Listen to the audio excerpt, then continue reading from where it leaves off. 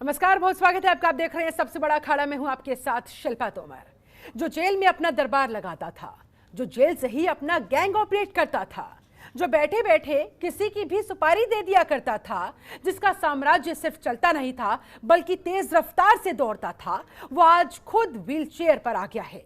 जी हाँ, ये वही मुख्तार है जिसने उत्तर प्रदेश के अंदर इतने गुनाह किए कि पुलिस की डायरी में पन्ने कम पड़ गए। लेकिन आज वही मुख्तार यूपी के अंदर कदम नहीं रखना चाहता और उसको यूपी आना पड़ रहा है, क्योंकि यूपी में अब जेल के अंदर से नहीं चलता दरबार बल्कि चलती है योगी सरकार। बस इंतजार है यूपी की बांदा जेल को कि कब मुख्तार उस जेल तक पहुंचे और उसके गुनाहों की आगे की सजा काटे। इसके लिए बांदा जेल में सारी तैयारियां पूरी कर ली गई है और यूपी पुलिस की 100 जवानों की टीम पंजाब के रोपड़ पहुंच चुकी है। पुलिस ने मुख्तार को सड़क मार्ग से लाने के लिए 2 रूट मैप भी तैयार कर लिए हैं। अब पुलिस मुख्तार को किस रूट से लाएगी ये तो पुलिस ही जाने, लेकिन ये जरूर तय है कि मुख्तार अब यूपी जरूर आएगा। कोई ताकत उसे नहीं रोक पाएगी और यूपी की जेल की रोटी खाएगा, यूपी की जेल का पानी भी पिएगा, और वो भी अपनी मर्जी से नहीं बल्कि यूपी पुलिस की ही मर्जी से, क्योंकि अब उसे पंजाब की जैसे किसी भी राज्य में पुलिस नहीं बचा पाएगी और ना ही कोई कानूनी पैंतरा वो चलवा पाएगा। इसके साथ ही अब इस मुद्दे पर विपक्ष की सियासत भी नहीं चल पाएगी। तो आज करेंगे इसी मुद्दे पर अपने खास पैनल के साथ चर्चा, लेकिन उससे पहले आपको वो 2 रूट दिखाते हैं मुख्तार को लाने के लिए पुलिस ने जो तैयार किए हैं। देखिए, तो ये मुख्तार को लाने का प्लान ए ग्राफिक्स के माध्यम से आपको बता रहे हैं। 14 घंटे का ये 880 किलोमीटर का रूट रूपनगर जेल से होते हुए बेला रोड पर पहुंचते हुए पुलिस की गाड़ी आगे बढ़ेगी, जोल्हूपुर मोड़ पर पहुंचेगी, उसके बाद अगला NH-44, उसके बाद ईस्टर्न पेरिफेरल एक्सप्रेसवे से होते हुए यहां से इस रास्ते से होते हुए ताज एक्सप्रेसवे, और इसके बाद फिर हमीरपुर बाईपास पुलिस की गाड़ी मुख्तार अंसारी को लेते हुए NH-34 आगे बढ़ते हुए सुमेरपुर मार्ग से गुजरते हुए प्लान ए के तहत चिल्ला रोड पर आएगी। उसके बाद 14 घंटे का 880 किलोमीटर का यह सफर कुछ इस तरह से तय किया जाएगा। बांदा जेल उत्तर प्रदेश में पहुंचेगी। यह है मुख्तार को लाने का प्लान ए। और चलिए अब आपको प्लान बी बताते हैं। ये 17 घंटे का रूट 990 किलोमीटर का, जिसकी शुरुआत होगी बेला रोड से। यूपी पुलिस मुख्तार अंसारी को लेकर NH-205A होते हुए कुराली बाईपास से गुजरते हुए NH-44 से आगे बढ़ते हुए ईस्टर्न पेरिफेरल एक्सप्रेसवे पर आएगी। उसके बाद फिर ताज एक्सप्रेसवे, अगला पॉइंट आएगा महोबा का, यहां से भी गुजरते हुए MGR 31B से होते हुए झांसी मिर्जापुर हाईवे से पास होते हुए राठ रोड को पार करते हुए इस तरह से NH-35 पहुंचेगी और फिर इसे भी पार करते हुए आगे की तरफ बढ़ते हुए ये प्लान बी के तहत यूपी के बांदा जेल मुख्तार अंसारी को पहुंचा दिया जाएगा। इस तरह से ये वो 2 रूट मैप है जो तय किए गए हैं। और ऐसे में इस पूरी घटना के बाद बहुत सारे सवाल खड़े हो रहे हैं। मसलन हिस्ट्री शीटर को बाहुबली बनाने वाले आखिर कौन है? जी हाँ, सबसे बड़ा सवाल तो यह है कि एक हिस्ट्री शीटर जो आज की तारीख में बाहुबली बन गया, आखिरकार उसके पीछे है कौन? जेल में बैठकर क्या फिर से मुख्तार अंसारी दरबार लगाता नजर आएगा? क्या ऐसा एक बार फिर से संभव हो पाएगा? यह भी बहुत बड़ा सवाल है। क्या फिर से मुख्तार को मिलेगा सियासी संरक्षण? क्या मुख्तार की वापसी खाकी के लिए बनेगी चुनौती? यूपी की जेल को लेकर आखिर बाहुबली बेचैन क्यों है? यह भी बहुत महत्वपूर्ण सवाल है और आज इन्हीं तमाम सवालों के जवाब हम ढूंढने की कोशिश करेंगे।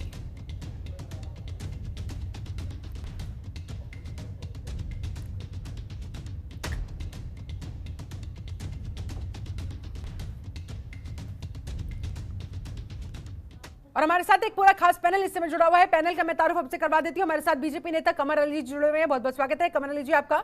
हमारे साथ कांग्रेस प्रवक्ता अभिषेक वाजपेयी जुड़े हुए हैं, आपका भी बहुत स्वागत करती हूँ। सपा प्रवक्ता कपिल श्रीवास्तव हमारे साथ उपस्थित है, आपका भी बहुत स्वागत है।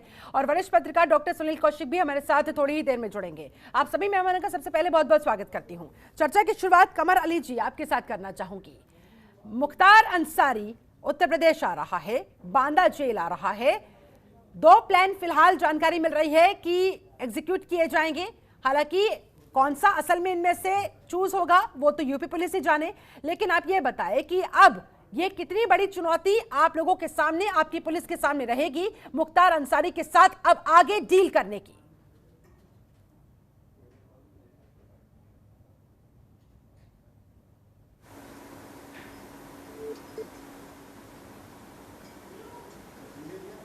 देखा गले में तख्ती लेके आते थे कि हमें गिरफ्तार करें। कितने एनकाउंटर हुए, हमने गैंगवार को रोका, हमने जातीय संघर्ष से हमने उनको रोका।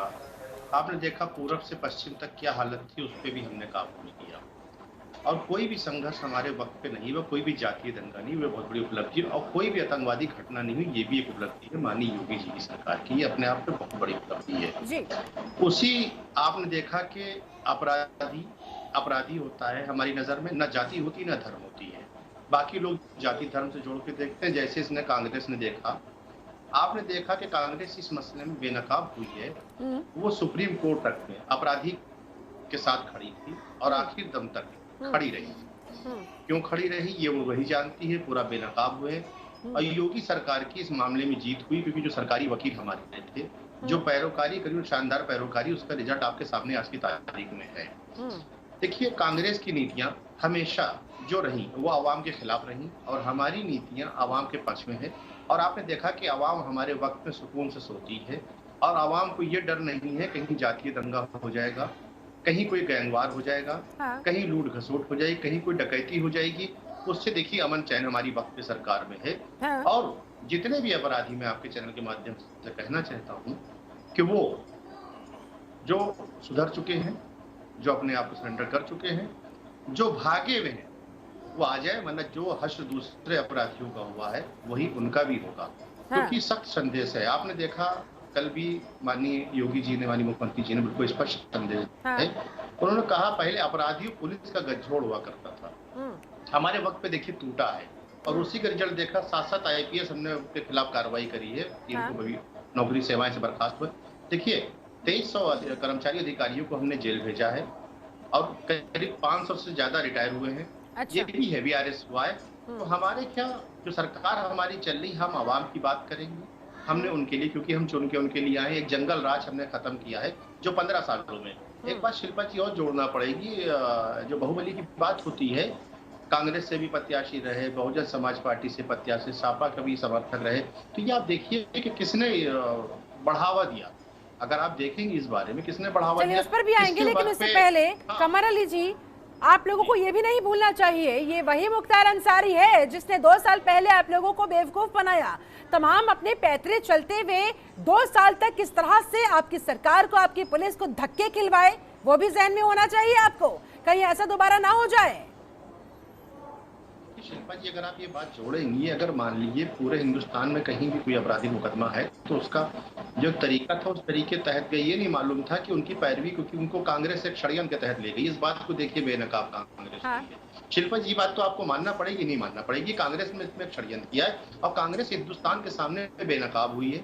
ये भी कितनी बड़ी बात देखी हुई है। और जो हुआ है वो आपके सामने, इसमें बताने किसी की जरूरत नहीं है।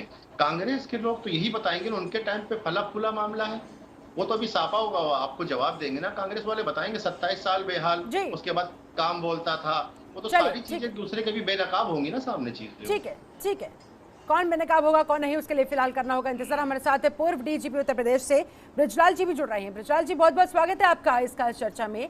ब्रजलाल जी, आपसे मेरा सीधा सवाल यही, मुख्तार अंसारी काफी जद्दोजहद के बाद यूपी की बांदा जेल वापस आ तो रहा है, लेकिन आप जरा ये बताएं कि किस तरह का उसका जलवा उस समय हुआ करता था।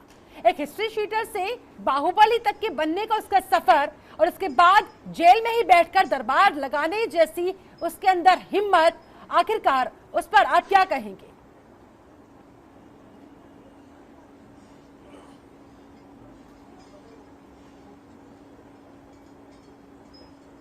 विशाल जी, आवाज मिल पा रही है मेरी आप तक?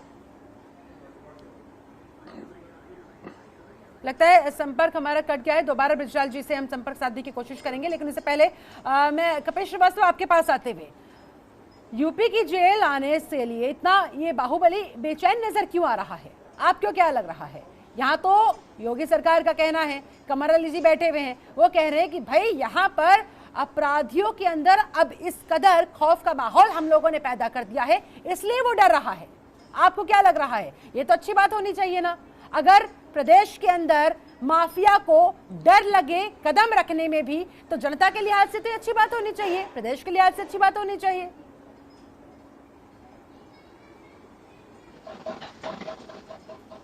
शिल्पा जी, सबसे पहली चीज ये है कि किसी के भी अंदर कानून का भय होना चाहिए, और कानून अगर इन्होंने 7 कानून का दिया होता तो 27 महीने तक इनके अनड्यू इन्फ्लुएंस से वो वहां पर आजाद नहीं होता। केवल एक सरकार को दूसरे एंगल से देखना, और जिसने गंभीर विधिक भूल की हो या जानबूझ करके उनको आजाद रखा हो इन परिस्थितियों में, हमारे लिए तो दोनों एक समान। मैं इसलिए कह रहा हूं कि आपने इनसे पूछा था कि लाने के समय में और उसके बाद जब आप इनको जेल में रखेंगे तो आपके सामने क्या क्या चीजें होंगी, आप कैसे लेंगे। तो इन्होंने जो है उसी बात को छोड़ करके बाकी सारी बातों को इन्होंने घुमाया नचाया, वही पुरानी जलेबी छान दी। बार बार पता नहीं क्यों मुद्दे पे नहीं बात करते हैं। मैं तो एक चीज पूछता हूं कि 267 सब क्लास 3 सीआरपीसी का वायलेशन योगी सरकार ने क्यों किया? क्योंकि उत्तर प्रदेश में वो जेल के अंदर बंद थे और बाकायदा हीनियस क्राइम में उनका विचारण चल रहा था। और जब विचारण चलता है तो ऐसी स्थिति में हीनियस क्राइम में अगर चल रहा है तो 267 सब क्लास 3 लागू होती है, और जिसमें स्पष्ट कहा गया कि प्रत्यर्पण नहीं किया जा सकता है, ना किसी राज्य को ना विदेश को। किस तरीके से आपने भेजा, पहले ये बतावें, क्यों भेजा ये भी बतावें। मार इनकी सरकार होती है, मैं माफिया का साथ नहीं देता हूं। माफिया का साथ आपने दिया है, आपने बाकायदा उसको प्लेटफॉर्म दिया है और विधि विरुद्ध तरीके से दिया है। और अब आप उनके ऊपर कार्रवाई कर रहे हैं, अपने पुलिस अथॉरिटीज के ऊपर जो जेल की अथॉरिटीज थी। मैं दूसरी चीज कहता हूं कि जिस माफी के साथ आपको रोकना चाहूंगी। इस वक्त हमारे साथ पूर्व डीजीपी ओपी सिंह जुड़ चुके हैं। ओपी सिंह साहब, बहुत बहुत स्वागत है आपका। ओपी जी, आपसे ये जानना चाहूंगी, मुख्तार अंसारी को अब यहाँ यूपी की बांदा जेल में लाया तो जा रहा है, लेकिन उस समय उसका किस तरह का जलवा वहां देखने को मिलता था और कैसे ही सुनिश्चित किया जा सकेगा? अब ये कितनी बड़ी चुनौती सरकार के सामने, पुलिस के सामने रहेगी कि वो जलवा अब बरकरार ना रह सके, जेल में बैठकर एक बार फिर से वो दरबार ना लगा सके। देखिए, ये मुख्तार अंसारी की जो बात हो रही है उसमें मैं बता दूं कि उत्तर प्रदेश सरकार सक्षम है उसको डील करने के लिए, उस चैलेंज और उस चुनौती को सामना करने के लिए। और जहां तक जलवा और अन्य चीजों की बात है, वो सब इलीगल चीजें हैं, अनैतिक है, गैर कानूनी है। एक नागरिक जिसको जेल में रखा जाता है, वो जेल के कायदे कानून के अंतर्गत उसको रखा जाता है, और जो भी चीजें दी जाती हैं, जो भी सुविधाएं दी जाती हैं, वो सामान्य कैदियों की तरह दी जाती हैं, सामान्य अंडर ट्रायल्स की तरह दी जाती है। इसमें कोई विशेष सुविधा नहीं दी जाती है जब तक कि विशेष सुविधा का वो हकदार न हो। तो मैं नहीं समझता कि उत्तर प्रदेश सरकार यहाँ उत्तर प्रदेश के बांदा जेल में आने के बाद मुख्तार अंसारी को इस प्रकार की सुविधाएं और इस तरह की जलवे नहीं हमें देखने को मिलेंगी, क्योंकि उत्तर प्रदेश सरकार बहुत पहले से ही कटिबद्ध है कि उसका ट्रायल यहाँ होगा, उसको यहीं के जेल में रखा जाएगा और उसे सजा दिलाई जाएगी जी। ये मुझे याद है कि जब मैं डीजीपी था तो हम लोगों ने कई बार न केवल पत्राचार किया, बल्कि पंजाब के डीजीपी से मेरी बात होती थी और हम लोग उनको कहते थे कि आप उन्हें भेजिए, क्योंकि वो मोस्ट ऑफ द केसेस में यहाँ वांटेड है, यहाँ से उसके ट्रायल चलने चाहिए, न कि पंजाब में। और इस प्रकार की जो गलतियां की हैं पंजाब के जेल विभाग ने, वो बहुत गड़बड़ी किया था। और मैं समझता हूँ कि माननीय सुप्रीम कोर्ट के द्वारा जो ये जजमेंट दिया गया है कि उसका ट्रांसफर पंजाब से यूपी लाया जाए, ये बहुत ही सही निर्णय है। और मैं समझता हूँ कि उसके बाद एक सामान्य कैदी की तरह, एक सामान्य अंडर ट्रायल की तरह उसे ट्रीट किया जाएगा और कोई भी सुविधा नहीं दी जाएगी। लेकिन ओपी जी 27 महीने तक फिर मुख्तार अंसारी पुलिस को कैसे नचाता रहा? आपकी उस समय पंजाब पुलिस से लगातार बातचीत होती रहती होगी, आपको क्या लग रहा है कि कौन कौन से वो अहम पैतरे थे जिसके जरिए वो हर बार कामयाब हो जाया करता था? 27 महीने तक पुलिस को चकमा देता रहा। देखिए, पुलिस को चकमा नहीं देता रहा। उसने मेडिकल ग्राउंड्स के आधार पर अपने को यूपी लाने से बचता रहा जी। और हम लोगों ने जुडिशरी का जब दरवाजा खटखटाया और जब माननीय सुप्रीम कोर्ट ने इस प्रकार का निर्णय दिया जो कि सचमुच में एक रूल ऑफ लॉ के अंतर्गत था, तब उसे पता चला कि कानून से वो ऊपर नहीं है। कानून उसके ऊपर है और कानून जो चाहेगा कानून करेगा। और मैं समझता हूँ कि उसी कानून के अंतर्गत उसे लाया जा रहा है और उसे लाकर एक सामान्य कैदी, एक सामान्य अंडर ट्रायल की तरह उसे रखा जाएगा और उसके खिलाफ जितने भी केसेस हैं उसको जुडिशियल प्रोसेस के लॉजिकल एंड तक ले जाया जाएगा। जी ओपी जी, लेकिन अब जरा मुझे ये समझाए कि पुलिस चाहे यूपी की हो, पुलिस चाहे पंजाब की हो, आखिरकार जेल के अंदर इस तरह के माफियाओं को, इस तरह के बाहुबलियों को अतिरिक्त सुविधाएं कैसे दे दी जाती है? किन लोगों की मिलीभगत नजर आती है? नहीं, बिल्कुल आप सही कह रही हैं। अगर इस तरह की सुविधा दी जा रही है तो उसमें नेक्सस है, जेल के अथॉरिटीज की का नेक्सस है और वहाँ के कुछ पॉलिटिशियंस का भी हाथ हो सकता है और खासकर अंडर ट्रायल्स जितने भी हैं उनका भी एक इस तरह की एक्टिविटीज जो कर रहे हैं वो गलत है। तो इसमें तो एक पूरी सिस्टम की खराबी है। मैं समझता हूं कि जेल एडमिनिस्ट्रेशन को, प्रिजन एडमिनिस्ट्रेशन को ये सोचना पड़ेगा और यही कारण है कि इन सब जेलों में, खासकर कई राज्यों के जेलों में इस प्रकार की सुविधाएं जो दी जा रही हैं वो बिल्कुल गलत है, बिल्कुल गैर कानूनी है। मोबाइल फोन्स का प्रयोग आपने देखा होगा कि उत्तर प्रदेश में हम लोगों ने काफी कठोर कदम लिए। कई बार रैंडम चेकिंग्स करते हैं, सरप्राइज चेकिंग की जाती है, मोबाइल्स बरामद किए जाते हैं।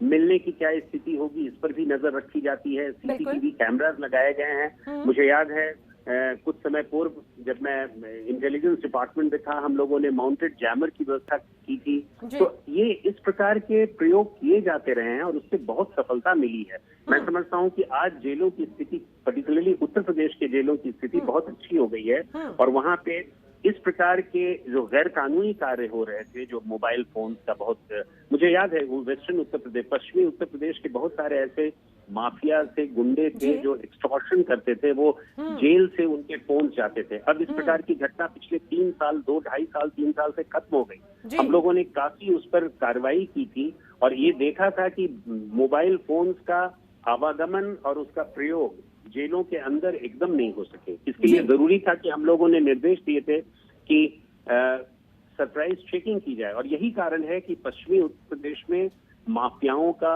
ऑर्गेनाइज्ड क्राइम की स्थिति बहुत घट गई है। आप 2018, 2019, 2020 सभी के आंकड़े लें तो आपको पता चलेगा कि अब इस तरह की रंगदारी, इस तरह का एक्सटॉर्शन, इस तरह का प्रोटेक्शन मनी की संख्या ऑलमोस्ट नगण्य होगी और यही कारण है कि इन्वेस्टमेंट्स आ रहे हैं पूरे प्रदेश में। और हम लोगों ने इन्वेस्टर समिट जो 2018 में किया था उसके में सबसे बड़ी यही चीज थी कि हम लोगों ने बाहरी लोगों को ये भरोसा दिलाया कि नहीं, यहाँ की स्थिति, यहाँ की कानून व्यवस्था बहुत अच्छी हो गई है, एक इंडस्ट्रियल डेवलपमेंट का माहौल हुआ है और ये सबसे बड़ी स्थिति है कि इसमें जेल और बाहरी तत्वों में जो साठगांठ थी, उन साठगांठ को किस प्रकार हम अटैक। ऐसे में ओपी जी आप जरा ये बताएं कि फिर मुख्तार अंसारी को इतना डर, इतना खौफ कानून का है या अपनी जान जाने का है? अपनी जान को खतरा उसको नजर आ रहा है?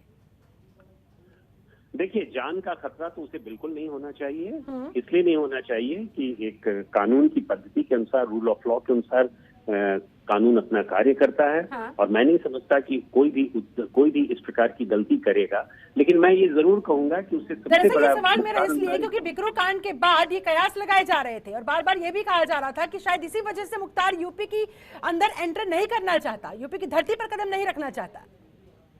नहीं, स्थिति मैं समझता हूं, जो मेरा आकलन है कि मुख्तार अंसारी इसलिए नहीं आना चाह रहे हैं कि स्पीडी ट्रायल होगा और स्पीडी ट्रायल में उसकी सजा हो सकती है और उस सजा से बचने के लिए वो इस तरह के हथकंडे अपना रहे हैं। ठीक है सर, आप 1 सेकंड हमारे साथ बने रहे। कपिल श्रीवास्तव शायद बीच में कुछ कहना चाहते हैं। कपिल जी जल्दी से बोलिए। नहीं, ओपी सिंह साहब से, क्योंकि उन्होंने 2018 से लेकर 2020 तक का विवरण दिया है और उन्होंने यहां तक बता दिया कि इसके वजह से यहां पर कल कारखाने और तमाम उद्योग लोग लगाने के लिए आ रहे हैं। मैं ओपी सिंह साहब से, चूंकि वो एक लॉ के जानकार भी हैं, बिल्कुल, उन्होंने अपने जीवन में इसको बोलिए, उसका प्रयोग उन्होंने किया होगा। हाँ। मैं उनसे सिर्फ एक चीज जानना चाहता हूं कि सीआरपीसी का सेक्शन 267 सब क्लास 3 इस बात को कहता है कि अगर किसी मुलजिम पर हीनियस क्राइम है और उसका विचारण चल रहा है तो ऐसे कंडीशन में उसका प्रत्यर्पण नहीं किया जा सकता किसी प्रदेश को। तो ये मुख्तार अंसारी अनड्यू इन्फ्लुएंस करके योगी सरकार में कैसे पंजाब तक गया और 27 महीने तक कैसे वहां बने रहे, कब योगी सरकार ने वारंट बी और रिमांड ट्रांजिट रिमांड पर पहली कोशिश की, ठीक है, और कब किस पर कैसा अभ्यावेदन किया, क्योंकि वो उनके समय का मामला है। चलिए, ठीक है, और दूसरी चीज मैं ये कहना चाहता हूं कि एनसीआरबी के आंकड़े कहते हैं कि हीनियस क्राइम्स में प्रदेश में 7.30% बढ़ गया है। हाँ। और जहां तक मामला किसी उसका आने का, उद्योगों के आने का है, तो 4.5 लाख करोड़ रुपए का एमयू हुआ था और 100 करोड़ रुपए भी योगी सरकार बनाने में सक्षम नहीं है कि उनके कार्यकाल में कहां पर वो उद्योग लगे। रखिए सर, ठीक है। ओपी सिंह साहब, अगर आपको आवाज मिल पा रही हो तो जवाब चाहेंगे आपसे। देखिए, मैं किसी पॉलिटिकल डिबेट में नहीं आना चाहूंगा, लेकिन मैं एक चीज उन्हें स्पष्ट कर दूं अपने कपिल जी को, मैं एक चीज बता दूं कि जहां तक प्रत्यार्पण का सवाल है और जहां तक ले आने किसी एक राज्य से दूसरे राज्य तक ले जाने की बात है, वो माननीय सुप्रीम कोर्ट के द्वारा बहुत ही विस्तृत रूप से देखा गया है। उसमें हम कोई टिप्पणी नहीं कर सकते हैं, न वो करना चाहिए उन्हें और न मुझे करना चाहिए, क्योंकि उन सभी पहलुओं को देखा गया है। 267 का, क्लाउज 3 का, सभी का अध्ययन माननीय सुप्रीम कोर्ट ने जरूर किया होगा। जहां तक प्रश्न है कि क्यों भेजा गया, उसमें जेल विभाग के जिन अधिकारियों और कर्मचारियों की गलतियां थी उनके खिलाफ जांच की कार्रवाई चल रही है। तो ये पूरे पहलू को हम ठीक से देख लें, सुप्रीम कोर्ट के आदेश के अनुसार ये हो रहा है। यही कारण है कि 27 महीने लग गए। प्रत्यार्पण ट्रांसफर के केसेस जो हैं वो एक राज्य से दूसरे राज्य के बीच भ्रष्टाचार होता रहा और उसके बाद फिर माननीय सुप्रीम कोर्ट के पास ये मामला पहुंचा और उन्होंने एक निर्णय दिया। उस निर्णय को हम सबों को एक्सेप्ट करना है, हम सबों को रिस्पेक्ट करना है। जहां तक बाकी चीजों की बात है, एनसीआरबी के आंकड़े, मैं ये स्पष्ट कह दूं कि क्राइम की स्थिति में बहुत सुधार हुआ है उत्तर प्रदेश में पिछले 3 सालों में, और इसका आंकड़ा हो या ना हो, एक सेंस ऑफ कॉन्फिडेंस, एक सेंस ऑफ सिक्योरिटी बढ़ी है, मैं ये कहना चाहूंगा। ठीक है सर, बहुत बहुत शुक्रिया ओपी सिंह साहब हमारे साथ इस खास चर्चा में जुड़ने के लिए, अपनी बात दर्शकों तक पहुंचाने के लिए। कपिल श्रीवास्तव ने सवाल किया था, उम्मीद है कपिल जी को जवाब मिल गया होगा, लेकिन हमारे साथ और भी खास मेहमान जुड़े हुए हैं। इस वक्त हमारे साथ अभिषेक वाजपेयी, कांग्रेस प्रवक्ता भी जुड़े हुए हैं। अभिषेक जी, आपके पास सीधा आते हुए, माफी के साथ काफी देरी से आ पाई आपके पास, आपको क्या लग रहा है? आरोप तो यहाँ पर ये लग रहे हैं कि दरअसल ये जो बाहुबली फला फूला पनपा वो पूर्ववर्ती सरकार के दौरान हुआ, यानी कि बीजेपी सरकार ने तो, योगी सरकार ने तो आने के बाद अपराध पर अंकुश लगाने का काम किया। ये जो सब कुछ हुआ ये तो पहले की सरकारों ने किया, उन पर ठीकरा फोड़ते नजर आ रहे हैं, आप क्या कहेंगे? देखिए शिल्पा जी, समझने वाली बात यह है कि भारतीय जनता पार्टी को यह बताना पड़ेगा कि ये वो कौन लोग हैं जो इस अपराधी को बचा रहे हैं। नंबर 1 बात जी। नंबर दूसरी चीज, जब हत्याकांड में ये शामिल थे तो उसके बाद कृष्णानंद राय जी की जब हत्या हुई थी तो उसके खिलाफ दोबारा इन्होंने याचिका क्यों नहीं दाखिल की थी? सुप्रीम कोर्ट से जब यही अपराधी, यही मुख्तार अंसारी जब बरी हो गए तो दोबारा याचिका क्यों नहीं दी गई? इस बात का जवाब देना पड़ेगा। नंबर 1।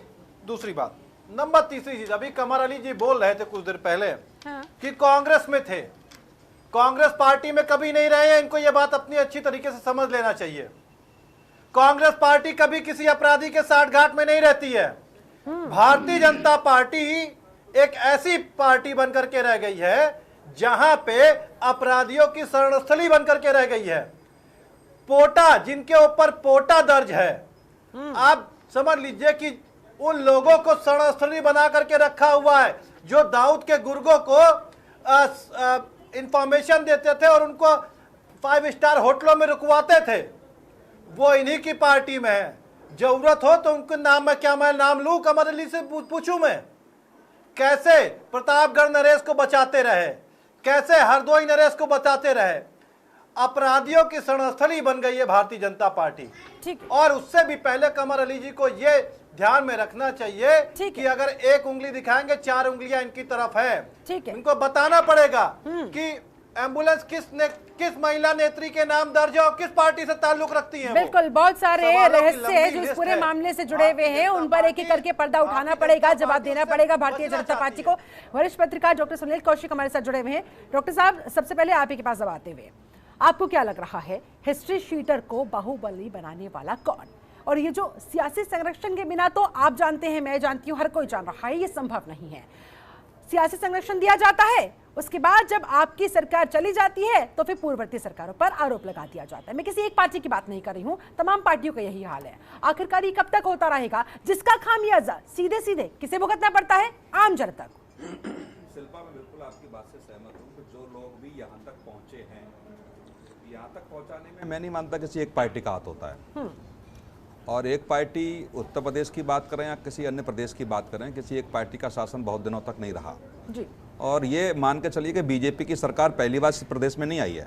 बीजेपी की सरकार कई बार इस प्रदेश में रही जी। कई मुख्यमंत्री बीजेपी ने यहाँ दिए हैं जी। तब भी मुख्तार अंसारी जैसे लोग इस प्रदेश में रहे होंगे और उस सरकारों का भी योगदान यहाँ तक पहुँचाने में रहा होगा। कोई भी पार्टी अछूती नहीं, न समाजवादी पार्टी, बहुजन समाज, मैं सारी पार्टियों की बात कर रहा हूँ। और मैं एक वाक्य बता दूँ कि जब मैं पूर्वांचल में गया, एक रिपोर्टिंग के लिए मुझे जाना पड़ा, एक स्टोरी में कवरेज कर रहा था, तो एक बाहुबली के यहाँ मैं बैठ के चाय पी रहा था, तो एक बहुत लड़का अच्छा सा जीन्स पहन करके आया और उसने लेट के प्रणाम उस बाहुबली को किया, तो मैं चौंक गया थोड़ा सा। हमने कि पढ़ा लिखा व्यक्ति भी इस तरीके से प्रणाम कर सकता है? तो वो धीरे से बोले कि वो इस जिले का कप्तान है, आशीर्वाद लेने आया है। तो मैं चौंक गया, जिले का कप्तान ऐसे आशीर्वाद लेता है? मैं तो कोई सपना देख रहा हूं। तो मुझे उनकी बातों पर शिल्पा भरोसा नहीं हुआ। और जब वो व्यक्ति उठ के गया तो मैं बाहर गया तो वास्तव में वो कप्तान था। मतलब 3-4 गाड़ियों के साथ कप्तान की गाड़ी में था वो व्यक्ति। तो पूर्वांचल का तो ये हाल है कि वहां जितने भी अधिकारी छोटे लेवल से बड़े लेवल तक पोस्टिंग होते हैं, वो बिना इनके आशीर्वाद के वहां नहीं रह पाते। वो उन अधिकारियों को इनके हिसाब से चलना पड़ता है। ये पूर्वांचल की राजनीति है। और तमाम ऐसे मामलों में आपने देखा होगा कि पोटा जैसी कार्रवाई भी नेताओं पे हुई, लेकिन सरकारें तक उनका कुछ नहीं बिगाड़ पाई। या तो कोई सरकारें भी पीछे पड़ जाएं तो बाद में देखने को आता है कि दूसरा राजनीतिक दल कहीं ना कहीं पीछे से उनको संरक्षण दे देता है। कहीं ना कहीं पीछे से राजनीतिक महत्वाकांक्षा की पूर्ति के लिए उसको सारे आशीर्वाद दिए जाते हैं। तो ये निपटना इस प्रदेश में बहुत मुश्किल होगा। लेकिन मैं कह रहा हूं, सारी राजनीतिक पार्टियों से अपील करता हूं कि राजनीति से ऊपर हटके यदि ऐसा कोई काम कोई सरकार कर रही है और ऐसे माफियाओं को खत्म करना चाहती है, तो निश्चित तौर से इसमें वो सहयोग प्रदान करें।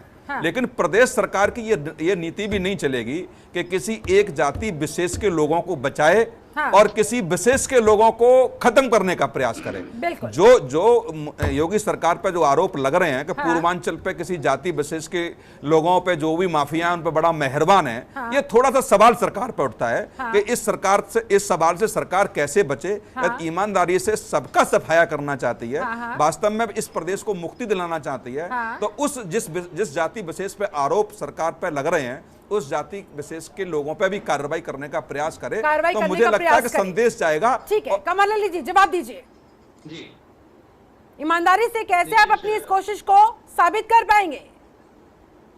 देखिए, हमने ईमानदारी सरकार चलाई है, ईमानदारी सरकार चलाई क्यों चला रहे हैं। अभी कांग्रेस के प्रवक्ता साहब फरमा रहे थे, जितने दिन भी उनकी 89 तक जो भी उनका कार्यकाल रहा है, जो भी उनकी सरकार रही, चंबल फला फूला है उनके वक्त पे, चंबल फला फूला है। हमारी भारतीय जनता पार्टी ने उस चंबल को खत्म किया है।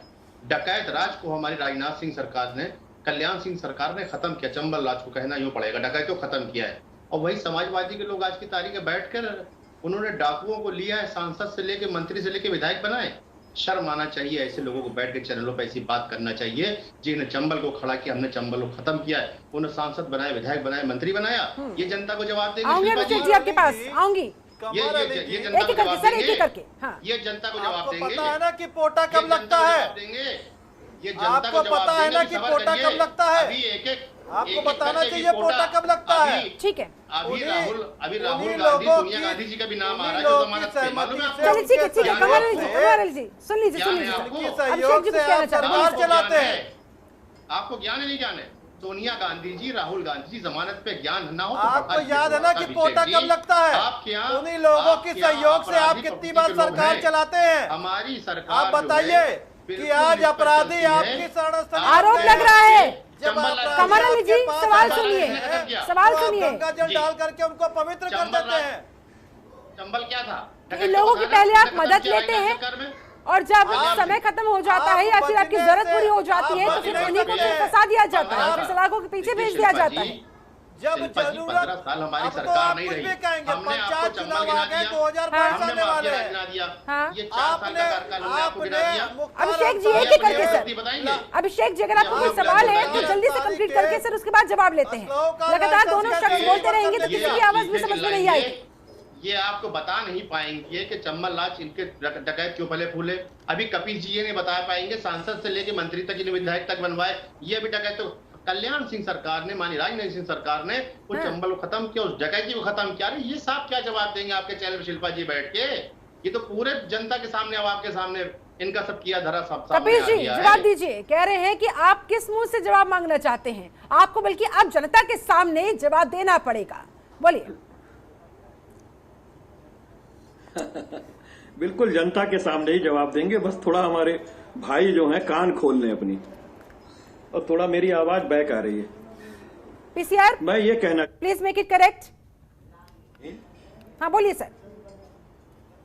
जी, डॉक्टर सुनील कौशिक ने निष्पक्ष रूप से इतनी अच्छी बारीकियों के साथ सभी पार्टियों पर जो चीजें कही मैं स्वीकार करता हूं।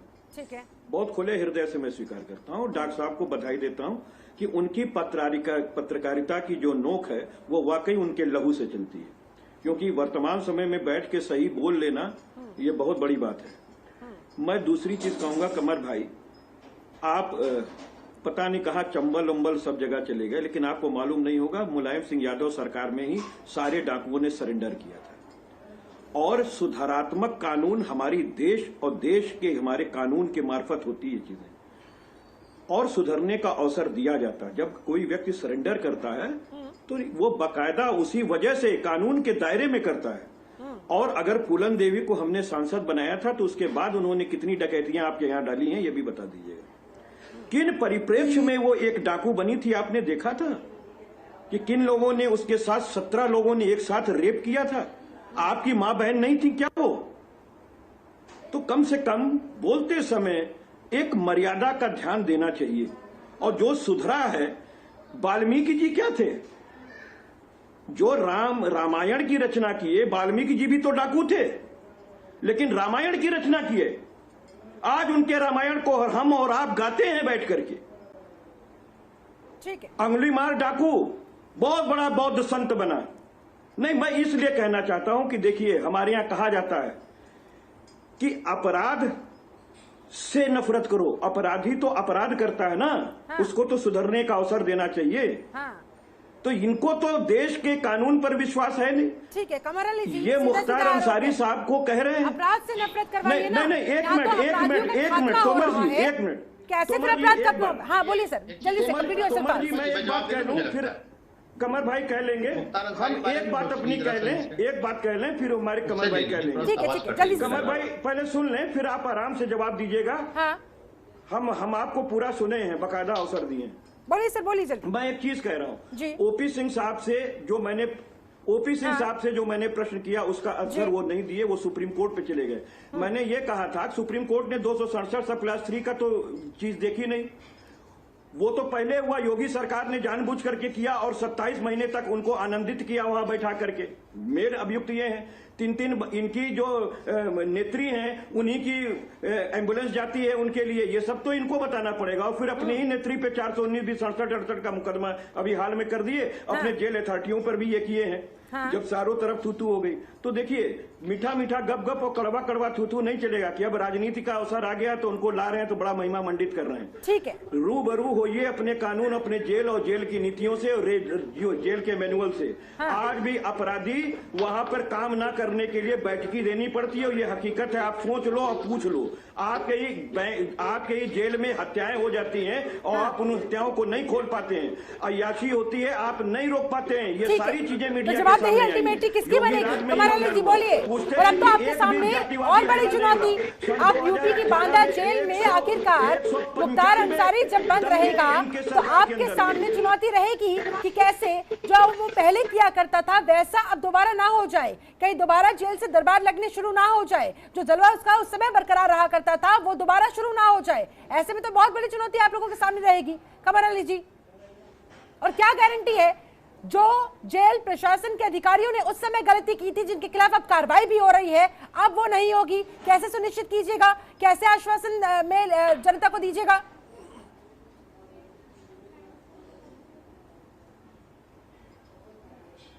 कमर अली जी आवाज मिल पा रही है?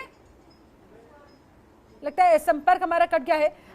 डॉक्टर सुनील कौशिक, आपको क्या लग रहा है ये जो आरोप लगाया गया कि जब तक सियासी संरक्षण में कोई बाहुबली, कोई माफिया किसी राजनीतिक दल के काम आता रहे तब तक बहुत बढ़िया, उसको संरक्षण देते रहो, और उसके बाद जब काम निकल जाए उसके बाद उसको सूली पर लटका दो। और अब ये मुख्तार अंसारी के यूपी में आने के बाद ये कितनी बड़ी चुनौती आप मान रहे हैं, पुलिस के सामने भी और सरकार के सामने भी?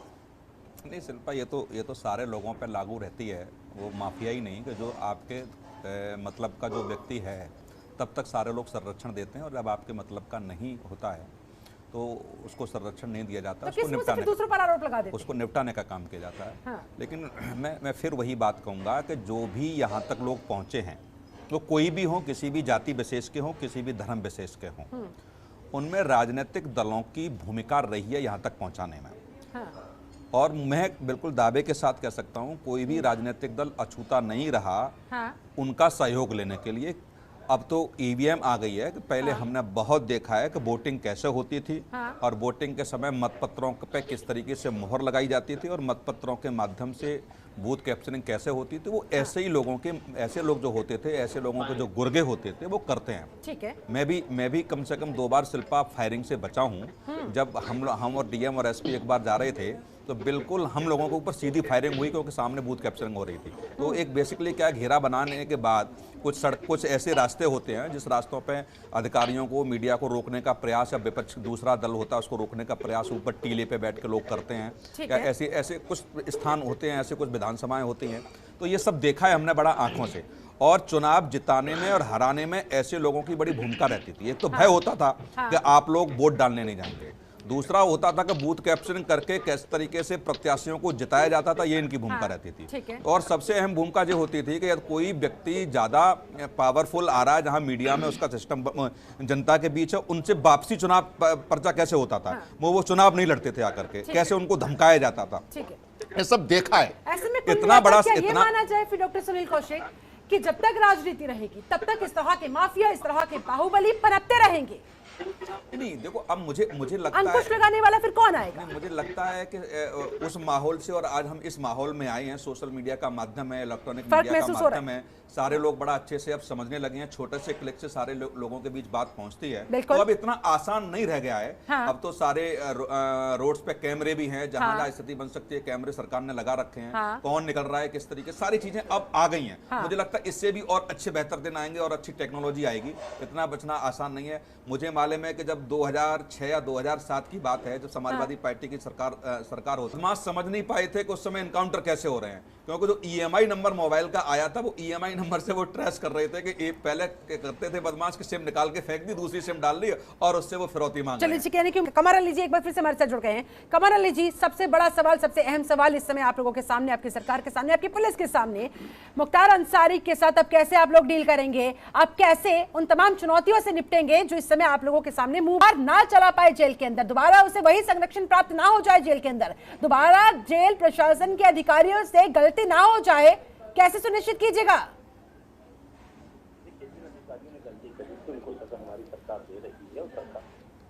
अधिकारियों को दी है, कर्मचारियों को दी है, देखिए, आप जानती हैं 15 साल बाद आए थे, उस तिलिस्म को हमने तोड़ा है, हमारी सरकार ने तोड़ा। ये बहुत बड़ी उपलब्धि है। 4 साल में उन चीजों को हम सही करके लाए, उस जंगल राज को खत्म करके लाए, ये हमारी बहुत बड़ी उपलब्धि है। हाँ। अपराधी के साथ अपराधी वाला सलूक देखिए होना चाहिए। अभी मेरे कपिस भाई, मेरे मित्र कह रहे थे, बहुत पीट रहे थे, बहुत, मैं क्या कहूँ, मेरे पास शब्द नहीं, इतने काबिल शख्स है वो। उन्होंने माफिया, पिछली बार होता था कि जितने माफिया समाजवादी माजो, समाजवादी माजो, एक इन्होंने डीपी करके इनके राष्ट्रीय अध्यक्ष जो जबरदस्ती बन गए राष्ट्रीय समाजवादी के, वो उनको रोका था। आज की तारीख मैंने क्या सवाल किया था, डीपी यादव पे चले गए। आपकी चुनौतियों के बारे में बात कर रही हूँ। अपराधी आपकी 4 सालों से किसकी सरकार है? 4 सालों से किसकी सरकार है? जवाब तो अब अल्टीमेटली आपको देना होगा ना। ए से लेकर जी तक जितने अपराधी है उनके साथ अब क्या हो रहा है, उसकी जवाबदेही तो आप लोगों की बनती है।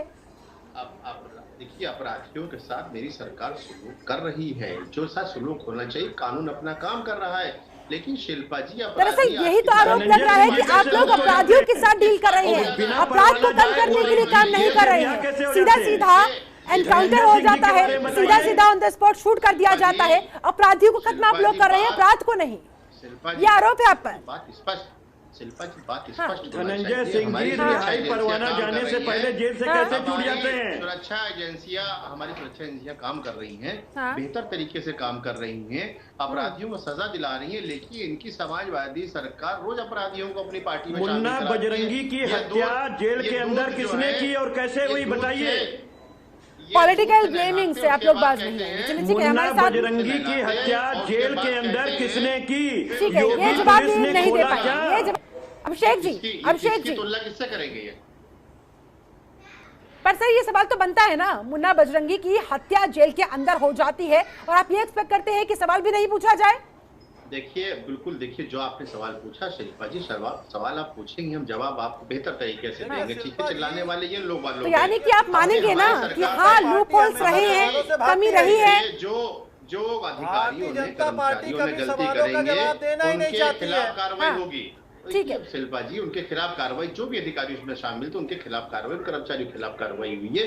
देखिए, अभी तक आपकी पुलिस ये बता सकी कि मुन्ना बजरंगी की हत्या किसने की थी? हमारी नहीं होती है, पुलिस सरकार की होती है। इस बात को कानून, मुन्ना बजरंगी की हत्या किसने की थी? आपकी पुलिस ने खोला, लेकिन सरकार तो आप ही की है, तो सरकार तो आप ही की है। चप्पे चप्पे पे हर बैरक पे कैमरा लगा होता है, वो कैमरे बंद कैसे थे? जो तरीका है वो काम कर रही है, और जिन्होंने काम नहीं किया कैसे मामला? हमारे क्या जेल भेज दिया? कभी पूछिए जरा इनसे शिल्पा जी, इतने अधिकारी कभी किसी के जेल गए, किसी सरकार? पूछिए जरा, बताइए, पूछ के देखिए जरा। सब भागेंगे जब दाएं बाएं करने लगेंगे। ये हम अपराधियों वाला अपराधी सुलूक जो जिसके साथ होता है, अधिकारी भी गलती करते हैं। चलिए ठीक है सर। अभिषेक वाजपेयी, आपका फाइनल कमेंट। आखिरकार मुख्तार अंसारी जैसे माफियाओं पर लगाम कैसे लगाई जा सकेगी? सियासी संरक्षण इन्हें कब तक मिलता रहेगा? कभी तो उस पर लगाम लगनी चाहिए, उसकी शुरुआत कौन करेगा? बता पाएंगे। अभिषेक वाजपेयी, आपसे आखिरी कमेंट जल्दी से सर। बिल्कुल लगनी चाहिए, और मैं आपको ये आश्वस्त करा सकता हूं कि 2022 में माननीय प्रियंका गांधी जी की अगुवाई में 2022 में हम सरकार बनाने जा रहे हैं। सबसे पहले हम इस चीज की जांच करवाएंगे कि वो कौन लोग हैं जो मुख्तार अंसारी को बचाना चाह रहे हैं। ठीक है, कपिल श्रीवास्तव, पार्टी के चेहरे से नकाब हटा करके हम दिखा देंगे। चलिए ठीक है, कपिल श्रीवास्तव, आपका फाइनल कमेंट जल्दी से सर। आपने उनके हथियारों को कैसे रिन्यूअल करवा दिया? अच्छा ठीक है, आपकी सरकार में कैसे उनके परिवार के लाइसेंस रिन्यूअल हो गए? ठीक है अभिषेक जी, आपकी बात हो गई। विरुद्ध तरीके से कांग्रेस एक एक करके sir. Amit Kamrali ji please sir final comment लेने का समय है सर। ठीक है, आपको अपने जो पक्ष रखना था आप रख चुके हैं। ठीक है अभिषेक जी, आपका हो गया है, जल्दी से सर। कपिल श्रीवास्तव, आपका फाइनल कमेंट, समय की कमी है सर मेरे पास। देखिए, बहुत सीधी सी बात है कि योगी सरकार को रूल ऑफ लॉ पर भरोसा नहीं है, और ये बार बार कहते हैं कि सोनिया गांधी और राहुल गांधी जी जमानत पे हैं। हाँ। योगी आदित्यनाथ जी 302 की जमानत पर हैं, हत्या और हत्या के प्रयास की। तो इसलिए आपको शोभा नहीं देता है, और एक पूर्व तड़ीपार भी रहे हैं, और अभी प्रधानमंत्री जी पे भी गोधरा दंगे का मुकदमा समाप्त नहीं हुआ। जाफरी जी जो है वो सुप्रीम कोर्ट गई हुई हैं, इसलिए जमानत पर मोदी जी भी हैं, प्रधानमंत्री जी भी हैं। इस बात को आप समझ लीजिए। और दूसरा, रूल ऑफ लॉ की बात आप मत कीजिए। आपके जेल में हत्या हो जाती है और आज तक उसका अपराधी ढूंढा नहीं जाता है। तो ये रूल ऑफ लॉ पर बहुत बड़ा प्रश्न है। और मुख्तार अंसारी 27 महीने तक कैसे बाहर रहा और 267 सीआरपीसी का वायलेशन करके योगी सरकार क्यों भेजी, इसकी भी जांच होनी चाहिए कि आखिर कौन सा इन्फ्लुएंस था जो मुख्तार अंसारी को आजाद करके भेजा था यहां से योगी सरकार ने। ठीक है डॉक्टर सुनील कौशिक, चलिए ठीक है सर, पंजाब सरकार आपको जवाब देगी, कांग्रेस के बैठे आपको जवाब दे देंगे वो। ठीक है डॉक्टर सुनील कौशिक, आपको क्या लग रहा है क्या होगा मुख्तार अंसारी? 267 सीआरपीसी का वायलेशन आप करें हो गया सर, सरकार जवाब देगी। सर बाकी मेहमानों को मौका मिलना चाहिए सर आपका समय था, आपने जवाब दे दिया। ठीक है डॉक्टर सुनील कौशिक, क्या होगा अब मुख्तार अंसारी का, इनके जैसे माफियाओं का, इनके जैसे बाहुबलियों का? देखो शिल्पा, जब सुप्रीम कोर्ट में इससे पहले सुनवाई हुई थी तो मुझे लगता है कि सरकार की तरफ से जो बातें रखी थी उस पर सुप्रीम कोर्ट सहमत नहीं था। हाँ। और ये सब जग जाहिर है कि मुख्यमंत्री ने उन लोगों के पेच कसे जो वास्तव में हम लोगों ने भी मीडिया डिबेट की थी और इस पर हम लोगों ने कहा कि उत्तर प्रदेश सरकार अच्छे से पक्ष नहीं रख पाई थी, इसलिए सुप्रीम कोर्ट ने यूपी सरकार के पक्ष में फैसला नहीं दिया। लेकिन अब दोबारा जब बहस हुई तो सुप्रीम कोर्ट सहमत था। हाँ। उत्तर प्रदेश लाने का प्रयास है। ये अब सरकार की जिम्मेदारी बनती है कि 2022 का चुनाव है, केवल राजनीति को दिखाने के लिए या संदेश देने के लिए काम न करे। हाँ। स्पष्ट रूप से कितना माफियागिरी को खत्म कर सकती है ईमानदारी से, यदि वो संदेश देने का प्रयास करेगी तो मुझे लगता है कि लोकतंत्र में अच्छा संदेश आएगा। जल्दी से क्या ये संदेश आप लोग देंगे कमर अली जी? बिल्कुल बिल्कुल, हमने संदेश दिया है, संदेश हम दे रहे, लगातार हम संदेश देने का काम कर रहे हैं। आप देख रही हैं कि हमारे वक्त को उपलब्धि है, एक भी दंगा जातीय दंगा नहीं हुआ है, गैंगवार नहीं है, पूरा से पश्चिम लेकर तक शांति है। आप देख रही माँ बहने महफूज है, ये क्या बात करेंगे, ये क्यों बात करेंगे? आप दिखा रहे हैं ये आंकड़ा अपने राष्ट्रीय अध्यक्ष को दीजिए, आप लोग फर्जी आंकड़ा पेश करते हैं। आप लोग ठीक है, देखते हैं ये जो दावा किया जा रहा है, दावों में कितनी सच्चाई साबित हो पाएगी उसके लिए करना होगा इंतजार। फिलहाल बहुत बहुत शुक्रिया आप सारे मेहमानों का मेरे साथ जुड़ने के लिए। माफी के साथ सर मेरे पास समय बस इतना ही था। तो कुल मिलाकर फिलहाल जेल तैयार, सलाखों को इंतजार। जेल भी तैयार है, सलाखों को इंतजार है। नहीं बचेगा एक भी गुनहगार, चाहे कोई हो आम या खास, चाहे हो बाहुबली माफिया मुख्तार, सबको अपने कर्मों की सजा भुगतनी होगी। पंजाब से अब यूपी की बांदा जेल में आकर अपने गुनाहों की सजा काटनी होगी। फिलहाल मेरे साथ इस खास चर्चा में जुड़ने के लिए आप सभी का बहुत बहुत शुक्रिया। बने रहे जनतंत्र टीवी के साथ। नमस्कार। खबरों के निष्पक्ष विश्लेषण के लिए सब्सक्राइब करें Jantantra TV and press the bell icon. Never miss any update.